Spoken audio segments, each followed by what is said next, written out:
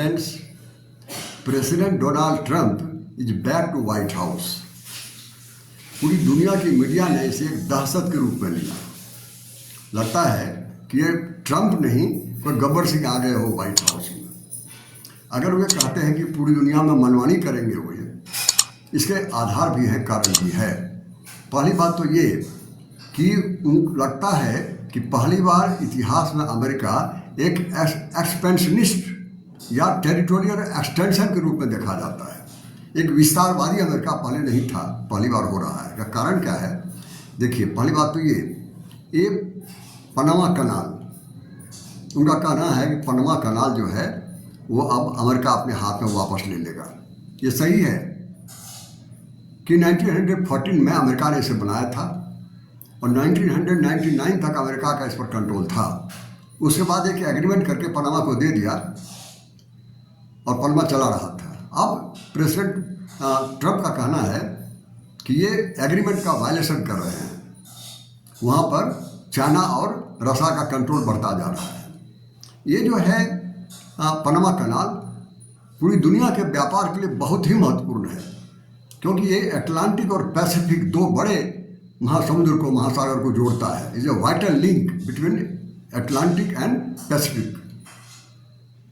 एक तो इस कारण से कि पनामा फिर वापस ले लेंगे, इसलिए एक्सपेंशनिस्ट। दूसरी बात, ग्रीनलैंड को हम खरीद लेंगे। ग्रीनलैंड जो है वो डेनमार्क का ऑटोनमस टेरिटरी है।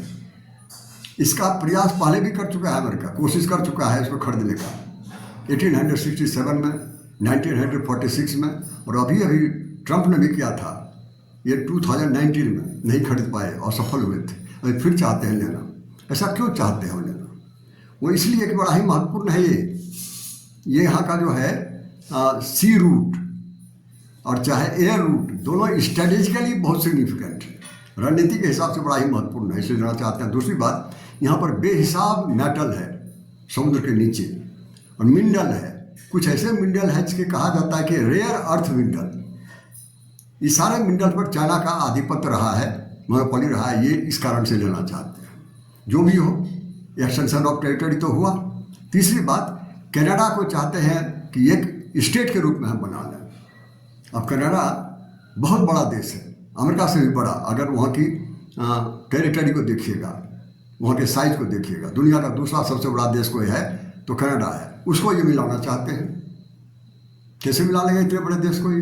दूसरी बात कि दोनों में पर कैपिटा इनकम में 50,000 का फर्क है। कनाडा का 50,000 जो डॉलर है वो अमेरिका से कम है पर कैपिटा इनकम। अगर उन्होंने कनाडा को ले लिया तो आधी संपत्ति चली जाएगी कनाडा को ऊपर लाने में, लेकिन वो कह तो रहे हैं। और चौथी एक और बात है, उनका कहना है गल्फ ऑफ मैक्सिको आज से गल्फ ऑफ अमेरिका कहलाएगा। इस कारण से मैंने कहा ये America today is expansionism, following expansionism and territorial extension. अब दूसरी बात देखिए, एक झटके में सिटीजनशिप राइट जो लोगों का है, जो विदेश से लोग आए हुए हैं, उनके बच्चे जो जन्म लेते ही बन जाते थे सिटीजन, उसके राइट को उन्होंने छीन लिया। ये बहुत बड़ी बात थी, पहली बार ऐसा हुआ है। अब जैसे ही उन्होंने कहा कि हम ये बर्थ राइट नहीं देंगे उनको, तो जो डेमोक्रेट स्टेट थे 22 स्टेट तो तुरंत कोर्ट में गए। अब कोर्ट ने तुरंत इस पर स्टे ऑर्डर कर दिया, ब्लॉक कर दिया। अब देखते हैं आगे क्या होता है। जो भी हो, दूसरी एक और बात है, कन्फ्यूजन भी हो कि किनके बच्चे का अधिकार इन्होंने लिया है, जो इलीगल माइग्रेंट है या लीगल माइग्रेंट है। जो गलत तरीके से अमेरिका चले गए उनके बच्चे को का अधिकार नहीं रहेगा, या जो सही तरीके से भी उनका बच्चे का अधिकार नहीं रहेगा। ये सारे कन्फ्यूजन है, देखते हैं क्या होता है। और तीसरी बात, खुद अमेरिका के ही खिलाफ ये गया है, उसके हित के खिलाफ। अंदाज कीजिए, जो जितने बच्चे वहाँ पर लड़का लड़कियाँ हैं, वह कॉलेज की डिग्री जितने लोगों के हाथ में है, उसमें से 28% जो ब्लैक माइग्रेंट है उनके बच्चे हैं। 42% जो वाइट माइग्रेंट है उनके बच्चे हैं। एशिया के जो बच्चे हैं, एशियन लोगों के, विदेशियों के, वो 60% है, और 60% में अकेले इंडिया का 14% है। इतना बड़ा कंट्रीब्यूशन है पूरी दुनिया का अमेरिका पर, और वो वहाँ अमेरिका में काम कर रहे हैं, उनकी इकोनॉमी को बढ़ा रहे हैं, उनके आगे बढ़ा रहे हैं अमेरिका को। और अगर वो इस सारे लोगों को वापस कर देंगे, ये सारे लोगों का जो ये है सिटीजनशिप नहीं देंगे फिर फ्यूचर में अमेरिका पर ही असर पड़ना है ना। एक और बात है टैरिफ। ये बार बार कहते हैं कि हम टैक्स बढ़ा देंगे इंपोर्ट्स पर। टैक्स बढ़ा तो देंगे लेकिन किस पर असर पड़ेगा? सबसे पहले तो अमेरिका पर ही पड़ेगा। जो सामान भारत से ये खरीदेंगे 10 रुपया में, उस टैक्स लगा के 20 रुपया कर देंगे और खरीदेगा कौन? अमेरिका का नागरिक। प्राइस बढ़ेगा, इन्फ्लेशन बढ़ेगा। अमेरिका ऐसे भी इकोनॉमिकली काफ़ी इनस्टेबल है, उस पर असर पड़ना ही है। हाँ, इंडिया पर भी असर पड़ेगा, जो एक्सपोर्ट कर रहे हैं उस पर भी असर पड़ना है, क्योंकि उनका सेल कम हो जाएगा। लोग पसंद नहीं करेंगे सामान को, महंगा सामान खरीदना, तो सेल एक्सपोर्टर का कम हो जाएगा, एक्सपोर्टर पर कम असर पड़ेगा, दोनों पर असर पड़ेगा। इसलिए कि ये डबल एज है, दुधारी तलवार है।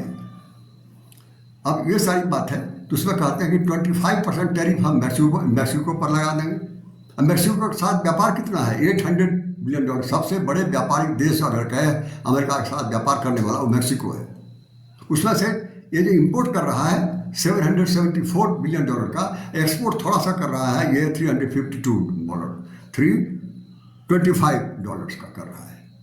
दूसरा जो सबसे बड़ा देश अगर है उसका ट्रेड पार्टनर वो कनाडा है, और कनाडा के साथ भी व्यापार उसका $714 बिलियन, बहुत बड़ा है। वहाँ पर ये करीब करीब $350 बिलियन का इंपोर्ट कर रहे हैं, 421 बिलियन का इंपोर्ट कर रहे हैं। सब पर असर पड़ने वाला है। फिर देखिए चाइना है।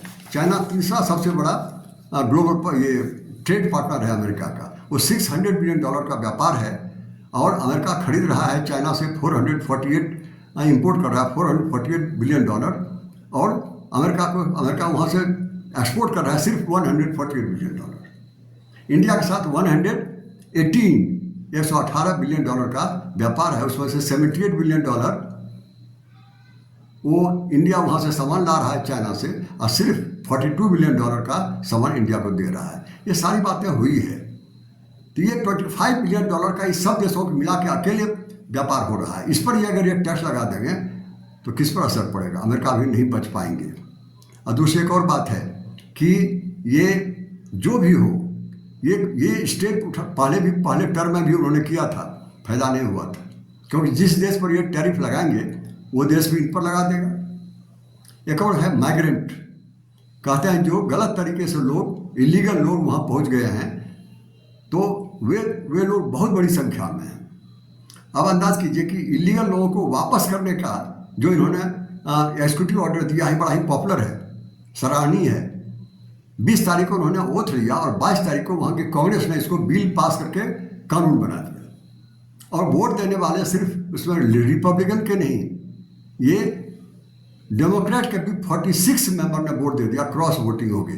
क्रॉस वोटिंग वहाँ इलीगल नहीं होता है इंडिया की तरह। ये सारी बातें हुई हैं। अब देखिए एक और बात है, उनका कहना है कि अमेरिका WTO से WHO से वापस आ जाएगा। ये जो क्लाइमेट एग्रीमेंट हुआ है पेरिस का, उससे भी वापस आ जाएगा। अगर यहाँ सबसे वापस होता गया, यूनाइटेड नेशन से भी कल वापस हो जाएगा, तो असर तो अमेरिका पर ही पड़ना है। आपका कंट्रोल पूरी दुनिया से कम हो जाएगा, और उल्टा क्या होगा, चाइना ताकतवर बन जाएगा। अमेरिका नहीं रहेगा तो चाइना की बात चलेगी, रसिया की बात चलेगी, इंडिया की बात चलेगी। किसका फायदा होगा? एक और उन्होंने कहा कि ये जो 2 ही जेंडर है, एक पुरुष है दूसरी महिला है, फीमेल और मेल 2 ही जेंडर को माना। ये जो ट्रांसजेंडर है उसको वो नहीं मानते हैं। ट्रांसजेंडर बहुत बड़ी संख्या में है, और बहुत बड़ा होल्ड है उनका। वे जरूर इसका विरोध करेंगे, बड़े तगड़ा विरोध होगा उनका। ये सारी बातें हुई है। एक और उन्होंने डिसाइड किया कि इमरजेंसी लागू करेंगे हम मैक्सिको बॉर्डर पर। वो कर सकते हैं, उन्होंने किया। अब 1500 वहाँ की सेना वहाँ पर पढ़ा देगी। अब पहले भी उन्होंने किया था, वहाँ वॉल बना दिया था, दीवार बना दिया था, 800 किलोमीटर का बनाया था। थोड़ा बचा है, उसको भी पूरा करेंगे। ऐसी बात उन्होंने की है, लेकिन कहाँ तक ये अमेरिका का हित उसमें बचेगा या जाएगा, ये कहना बड़ा मुश्किल है। इसलिए मैंने कहा कि दहशत की बात जब कोई मीडिया करता है तो उसके कारण होते हैं। अब देखिए एक और बात है कि इंडिया पर क्या असर पड़ेगा। पहली बात तो ये होगी, H1 वीज़ा जो है, जिसके कारण इंडिया के स्किल्ड वर्कर, इंजीनियर्स लोग वहाँ जाते हैं, उसको रेस्ट्रिक्ट करेंगे, कम कर देंगे। वो कहते हैं कि हमको नहीं चाहिए। पहली बार भी कहा था उन्होंने, चला नहीं, बात नहीं चली। वहाँ के इंडस्ट्री के लोगों ने कहा कि अगर भारत के या कहीं दुनिया के अगर ये वर्कर नहीं आएंगे हमारे यहाँ, ये स्किल वर्कर, तो हमारा प्रोडक्शन कम हो जाएगा, यहाँ बड़ी मुश्किल हो जाएगी हमको इकोनॉमी को बचाना। तो नहीं कर पाए थे। अब कहते हैं कि इस बार फिर से हम यही लागू करेंगे। उनका कहना है कि वेटर जो खाना परोसता है वो वर्ल्ड क्लास होना चाहिए, खाना परोसने वाला, और इसी H1 वीज़ा के अंडर में लाएंगे। वो ड्रिंक्स जो सर्व करते हैं वो वर्ल्ड क्लास होना चाहिए। तो खैर वो कुछ भी बोल सकते हैं, होगा क्या वो देखना बाकी है। दूसरी बात है, रसा से इंडिया काफ़ी तेल मंगा रहा है सस्ते दर पर। तो इनके पहले 10 जनवरी को ये बाइडन जाते जाते बाइडन प्रेसिडेंट ने क्या किया कि सैंक्शन लगा दिया रसा के 2 ऑयल प्रोड्यूसिंग कंपनी पर, जो तेल बनाती है कंपनी, उस पर सैंक्शन कर दिया। 183 जो टैंकर है ऑयल टैंकर, उस पर टैक्स लगा दिया। अब भारत कैसे खरीदेगा, आएगा कैसे ऑयल? और इतना ही नहीं, उनका कहना है कि जो अमेरिका में तेल बनता है उसका प्राइस हम कम कर देंगे ताकि वो कॉम्पिटिटिव हो जाएगा, रसिया का तेल सस्ता नहीं होगा। उन्होंने गल्फ के देशों को, सऊदी अरबिया को भी कहा तुम प्राइस कम करो, लेकिन इंडिया ने भी रास्ता निकाल दिया। इंडिया ने कहा कि ठीक है, वो कंपनी जिसको सैंक्शन किया उसको इंडिया ने रिकॉग्नाइज कर लिया। 183 टैंकर को इंश्योरेंस दे दिया कि हमारे पोर्ट तक वो पहुँच सके। अब वहाँ देखना बाकी है कि फिर अमेरिका क्या करेगा। ये थोड़ा सा दोनों में स्ट्रगल होगा इंडिया अमेरिका में, खास करके इस इशू पर। अब जहाँ तक इलीगल माइग्रेंट की बात है, सबसे अधिक अगर कोई इलीगल माइग्रेंट है अमेरिका में वो है मेक्सिको का, उसके बाद है सल्वाडोर का, और तीसरा सबसे बड़ा है इंडिया का। इंडिया का माइग्रेंट्स अभी कल एक दिन पहले 18,000 माइग्रेंट को भेजा प्रेसिडेंट ट्रंप ने, इंडिया ने एक्सेप्ट कर लिया। अभी लोग आए हुए हैं 1200 ऐसे माइग्रेंट्स को इंडिया ने पहले भी वापस किया हुआ पिछले साल। ये सारी असर पड़ेगा इंडिया पर। और टैरिफ की जहाँ तक बात है, पहले भी लगाया था, फिर वो लगाएंगे, इंडिया भी लगाएगा उन पर। और अंतिम बात यह है कि ये जो पहले की पॉलिसी थी ट्रंप साहब की फर्स्ट टर्म में, जैसे पॉलिसी उनकी थी कि इंडिया के साथ बहुत बढ़िया रिलेशन रहेगा, स्ट्रेटजिक पार्टनरशिप में वो कंटिन्यू करेगा मुझे लगता है। डिफेंस का अच्छा रिलेशन बना था, ट्रेड का अच्छा रिलेशन बना था, और इंडिया क्वाड में है, इंडिया का बड़ा ही महत्व दिया गया था वहाँ पर, ये इंडो पैसिफिक जोन में। ये सब अच्छी बात है और ये कंटिन्यू करेगा ऐसा लगता है मुझे। इसके साथ ही आप देखिए मेरा एनालिसिस में पहली बात ये है कि चाहे दहशत जितना भी बनाना चाहे बना लें, मनमानी जितना चाहे कर लें, लेकिन वहाँ का जो इंस्टीट्यूशन है अमेरिका का पूरी दुनिया में सबसे अधिक मजबूत है। कांग्रेस आसानी से प्रेसिडेंट को नहीं छोड़ता है। अगर प्रेसिडेंट ने एक ऑर्डर किया, कांग्रेस उसको रिजेक्ट कर देगा, फिर प्रेसिडेंट ने वीटो लगा के फिर से लागू कर देगा, तो फिर 2/3 मेजोरिटी से कांग्रेस, जो कि पार्लियामेंट है एक्चुअली, उसको पास कर देगा। फिर प्रेसिडेंट क्या करेगा, पॉकेट वीटो लगा देगा, तो फिर पार्लियामेंट उसको हटा तो नहीं पाएगा, लेकिन कहेगा कि हमारी एडवाइस को मानिए और मानना पड़ेगा। बहुत स्ट्रांग है वहाँ का कांग्रेस। अब विशेष करके सीनेट तो बहुत अधिक, senate is the second chamber and strongest second chamber in the whole world.